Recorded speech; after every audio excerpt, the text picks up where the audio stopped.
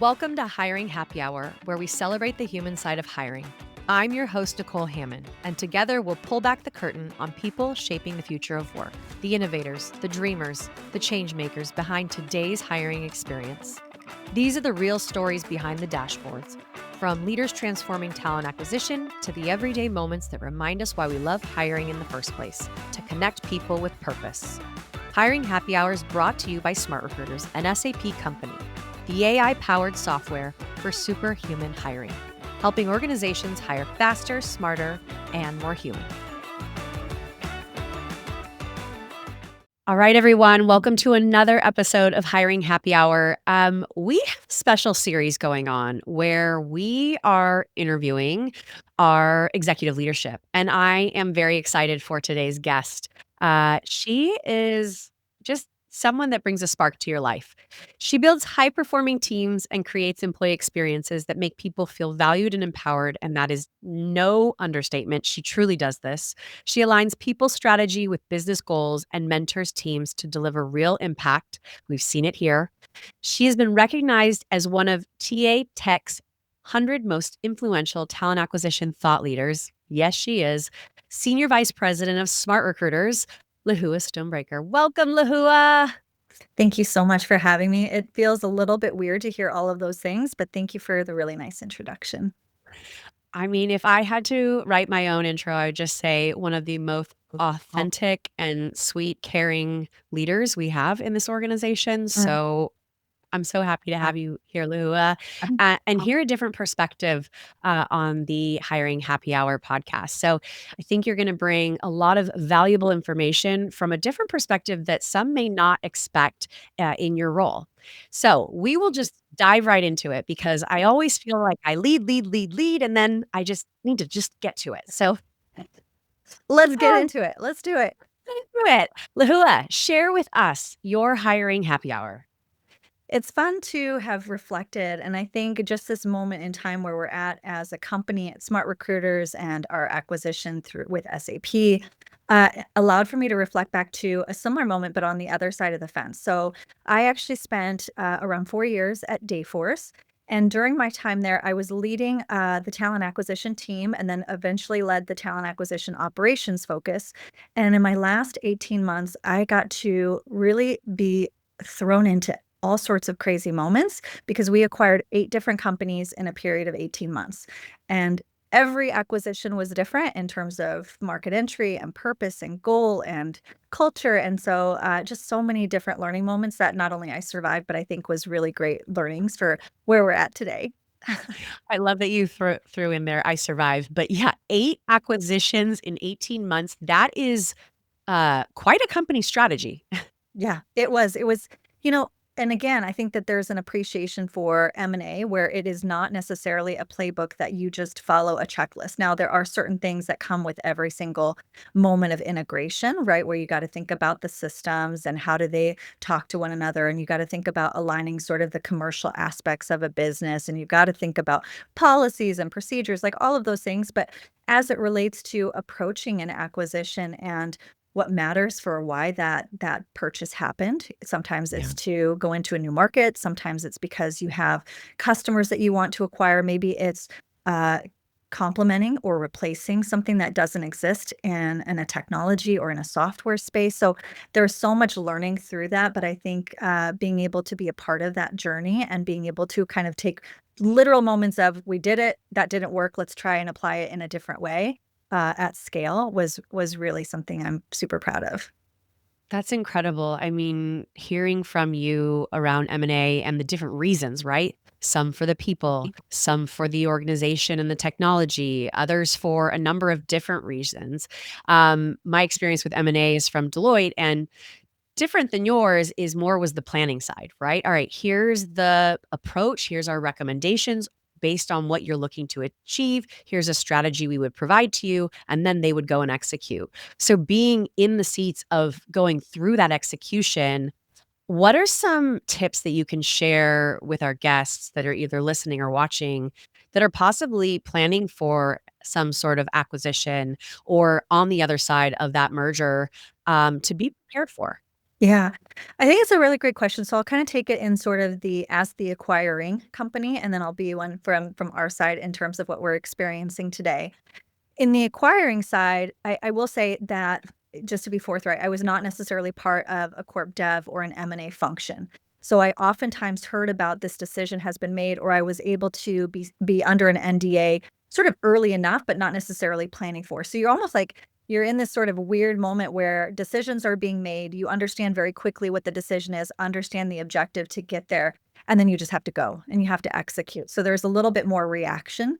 I think as we were going through, and again, as I mentioned, the reason for the acquisitions were very different in nature. The types of businesses, right? Where one in particular was very, I would say, manual. There wasn't a lot of digital footprint. It was a lot of building, a lot of the infrastructure that you needed in order to acquire that company. And others were much more advanced, and they were in markets like entering APJ, where I had never really had a lot of experience and exposure. But then there's different regulations that come along with that. So my point being, I think that there is an appetite and understanding that even though you are the company that's making this decision to purchase, there's still a lot for you to also learn. So this sort of seek to understand, being curious, understanding the company and why they do certain things. I think there's learning moments. And you oftentimes find, and I think this on both sides, there is natural friction that comes from change management. I think that there's also just natural apprehension when you're going through a learning curve. And oftentimes people want to race to the other side and get to the place where they know something. And so the uncomfortable sort of middle is where actually the most growth and the most learning happens. So I think being able to be curious, understand, and I think approach things from positive intent. We know that not every personality is going to get along, but at the end of the day, how can we understand what we're trying to achieve together, and then how do we get there? I think that sort of open-mindedness has also translated really well to the other side here in SmartRecruiters, where now we are kind of, I love the sentiment that somebody had shared with me the other day. We're about a 500-person company at SmartRecruiters going into a 110,000-person organization at SAP, Nemo, in a big, big wide ocean, right? And so you're trying to understand, like, why do they do things that way? We've never approached it that way, but not always approaching it like change doesn't always equal good versus bad, right versus wrong. There could be a lot of reasons and moments for understanding that I think, again, allows for you to maybe share, this is contextually and historically why we are doing things. And we'd love for you to kind of appreciate that. So then we can then advance the conversation forward. So those are some of I have more, but those are what immediately comes to mind. Yeah, right now we're Dory, we just keep swimming with Nemo, but I Just love keep that, I swimming. love that, just keep swimming. Back to the Dayforce days and looking at that acquisition, I think you hit on a really important topic that not many that sit in those kind of corp dev M&A roles intuitively may have is that empathy and that listening and that curiosity of always learning, right? They think they know what they're doing, they've done it before. It isn't necessarily rinse and repeat, but we are going to execute. So as you talk about kind of that curiosity, can you share some of the things that you learned that or an aha moment from that M&A that was something that you assumed would be one way and ended another way, but was a learning moment? Yeah, I think in general, we are all expected to be treated as adults, experts in our field. The idea that we all get to sit around a table and be part of the discussion. I think those are things that can be true and also aspirational. There are times that there are business decisions that are made or reasons that we may not be privy to. And so sometimes it can feel a little bit uncomfortable to kind of navigate through when you don't necessarily have all the information and you may not be able to have all the information, right? And so I think being able to, the biggest lesson for me has always been speak the truth as much as you can. Because if you give the right context, and you help people understand, again, where you're trying to end up at, even if it's not the full picture, but at least in general, where are you trying to navigate? Change management doesn't feel so scary because it's not something happening to you. You're being brought along with it. So I think just the element of transparency, authenticity, and helping people, like trusting them that sometimes it's information that they may not like, they may not agree with, but then they can manage accordingly, and then they can help others do the same. And that's where you start to see sort of change management and transformation in a way that moves people in the right direction. And I love my change management. Yes, yes. I think assurance comes to mind when I think about going through this. So now let's flip to us on this side, being acquired. You were part of the early stages preparing for this. Tell us a little more about this journey. Yeah. It's actually been really, I would say I'm very lucky with who I've been able to get partnered with in terms of helping to answer my questions or helping me understand why we're doing things, allowing me to challenge and say, I don't necessarily agree that that's a priority right now, but here's why I feel that way. And they're also listening. So the things that I would say I appreciate, I'm feeling reciprocated, which is wonderful. Um, the other part to the journey is just helping carry forward our DNA. We are a company that I think prides ourselves a lot, not just on the values that we state, but how we live those every day. We actually just came out of our company kickoff and we were looking at some sentiment survey and looking at how people feel inspired about the work ahead, even if that work ahead is a big question mark, still feeling confident in the leadership that they have. So those are the things that sitting in a role of, HR or in a people and culture sort of function, you care about because you know that at some moment that DNA is starting to probably going to morph into something even better, you hope, right? The Yeah. other thing that I really think is great is the openness for us to participate where we can to start to network. Start to meet other people, start to shadow. Again, removing that mystery of what's happening because you actually get to interact with people directly. And it isn't such, I would say, sort of a walled off experience where you can only interact with people assigned to a specific project. And so I think that that's one nugget that I would share even with others. Just take advantage of what's available to you. Relationships are everything. Whether you know it now, maybe later it's a relationship you can leverage. And I think that's been a blessing for us. I love that piece of advice. And again, being on this side now of an M&A, I think personally what I've experienced is not what I thought I would experience, right? Everyone has been so friendly. And sometimes with an acquisition, they don't keep the entire organization. We were very fortunate to have it where all of SmartRecruiters was welcomed into the SVP ecosystem, which I don't think is a norm, but has been so wonderful because you would Okay. then think there's a healthy competition, but it's actually more of a collaboration. Right. And I love seeing that. And it's funny, you are probably the thousandth person that's told me network is key. And to be Nemo in that big, big ocean of Mhm. SAP, there are so many opportunities and people to meet.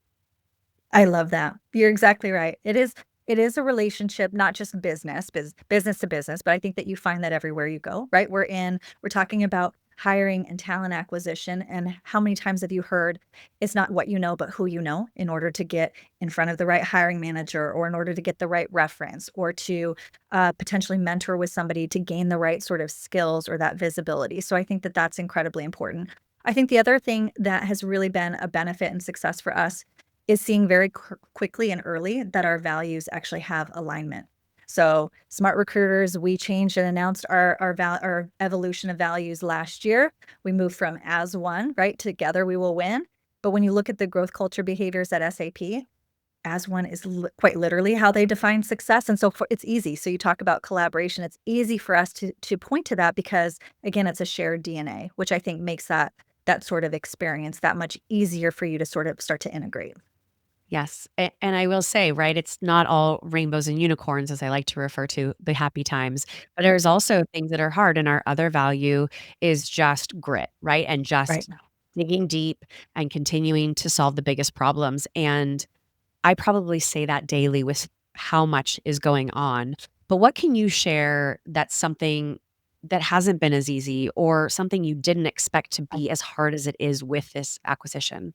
Yeah, I'm going to speak more broadly and not necessarily just to the work that we're doing within HR, but oftentimes when I hear the moments of friction, it's either, the pace at which Smart Recruiters is used to working. Nimble, agile, we're decisive, we don't have Yeah. layers of hierarchy or layers of process and procedure. We may not we're not a publicly traded organization, which comes with a whole different level of regulation expectations, both for self, but also for the expectations of the customers within SAP. And so I think being able to recognize that the pace is not necessarily going to match. But also, I think going back to the comment earlier around learning, we've been able to demonstrate when you have singular focus, when you're able to ruthlessly prioritize, you're actually able to remove blockers and actually see progress forward. And so, what I've actually seen in terms of a positive way is adopting some of the practices or even some of the approaches that we have to goal setting, and that allows for us to see some acceleration, which has been really beautiful. So again, there's, I think, an understanding and an appreciation for them that maybe it's not always the only way that we've done it. It's let's learn from each other and find a better path.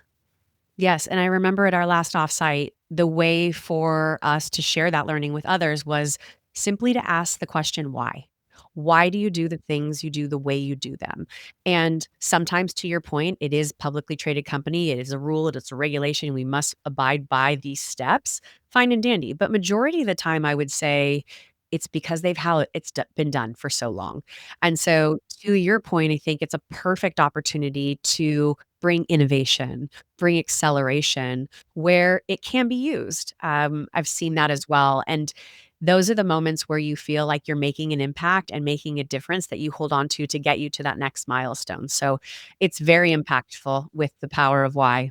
The power of why. Yeah. Or even the 5 whys. You heard a Yes. why and you got an answer, but that wasn't deep enough. Let's just keep going. Let's figure it out. Let's get to the bottom of it and then figure out where we wanna go, right? I think also asking that question of, what are you trying to achieve? I had a really great conversation around some diversity, inclusion, and belonging programs yesterday. And I had asked the question, like, how do you measure success and why is that important to you from a business standpoint? And I think it helps to sort of connect the dots or allow people to just stop and be like, that's really thoughtful. I don't know. I haven't thought about it. And that wasn't necessarily the case yesterday, but I think asking those kinds of questions is not meant to be challenging. It's helping to understand, right?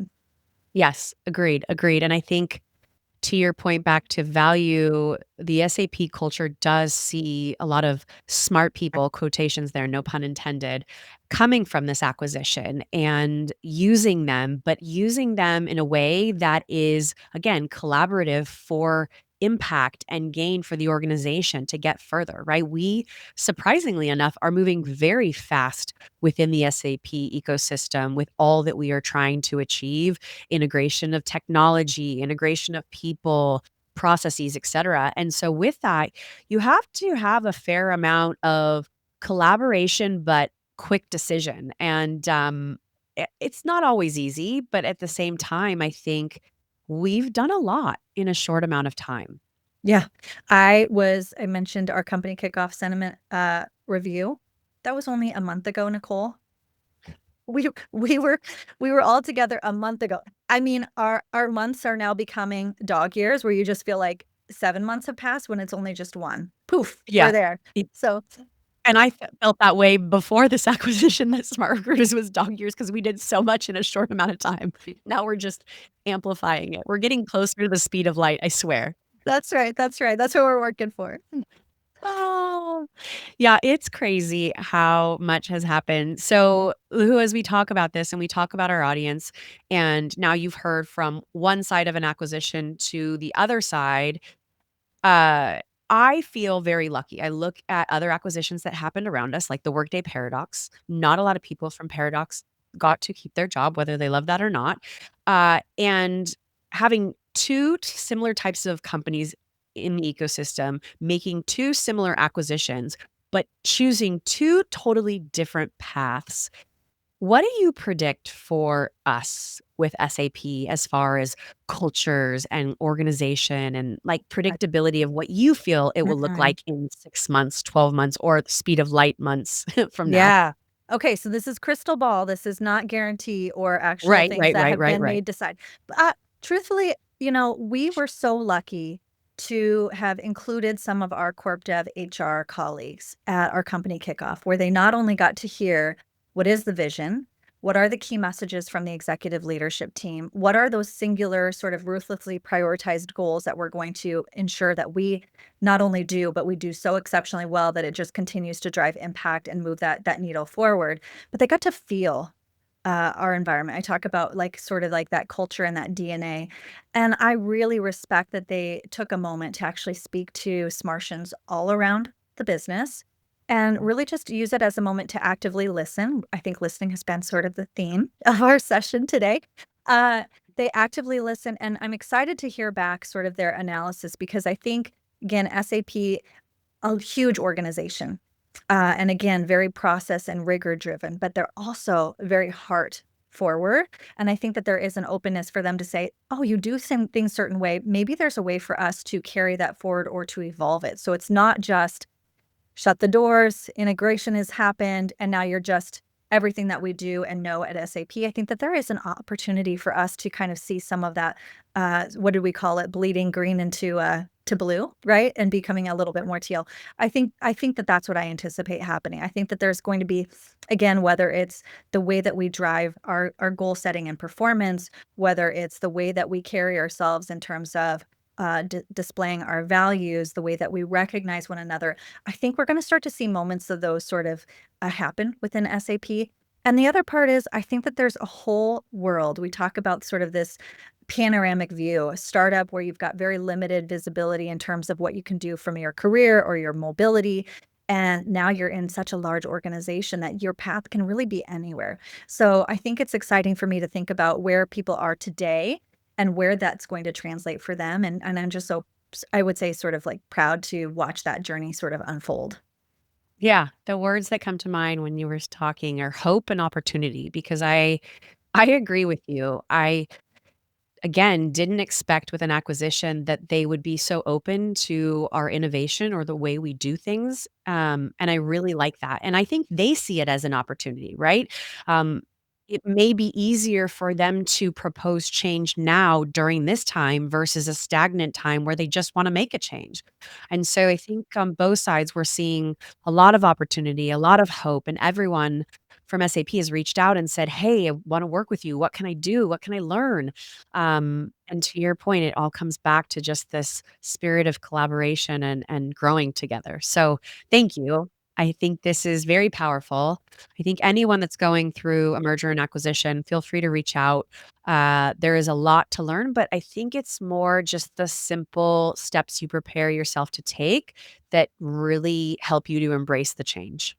Would you say that's fair? I would say that's fair. My word of the year, I told my team when we did our sort of year wrap up before the holiday hit, was open-mindedness. Even though Yes. I've been on the other side, and I generally think I do accept change well. That doesn't always mean that it always feels comfortable or I'm super like rainbows and unicorns, to use your phrase earlier. So being open-minded, I think, has been really something that helps sort of ground me and also grounds me to say, what am I grateful for? Because there's not everything that's going to be in my control. And Yeah. some of it I just have to continue to adapt to. Yep. Yep. Mhm. Very true, and a good reminder for me as well. All right. Where I'm just gonna talk to Lehua anytime I need a reminder. Friendly reminder, Lehua, please. Or a song to rap. That's another story for another day, but we might get to it.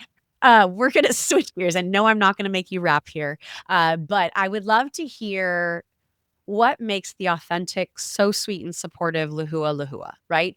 What is your happy hour outside of work? Whether it's personal, whether it's just related to a hobby, share with us more.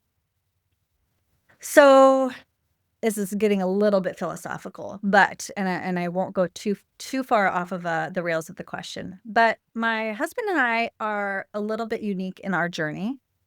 He started in sort of corporate America. 2008 crash happened. I had been moved a recruiter that had moved into be an HR business partner, and my first job was to lay off more than 60% of our company. Did that, and then they Oh, said, wow. "Thank you, but no thank you. Now you have, your exit papers," and we had a newborn at the time. And so what do most people do in those sort of thrashing moments? They probably hunker down, and they're like, "Hold on to what feels stable and secure," and we didn't. My husband quit his job, we sold our home that we thought we were gonna raise our children in, he went back to school to get a totally different degree, we moved out of state. And so point being, the things that make me happy are the things oftentimes I say that change. I feel like I embrace change well. I think I also embrace risk well. We have done sort of a life reset more than once, and it doesn't come with a lot of challenge or a lot of question and doubt, but I feel really, really content with where we're at as a family. So fast forward. I told you it was a little philosophical and off track. I just Love love it. spending time with them. I've got 3 boys. One is out of the house being a fantastic adult human.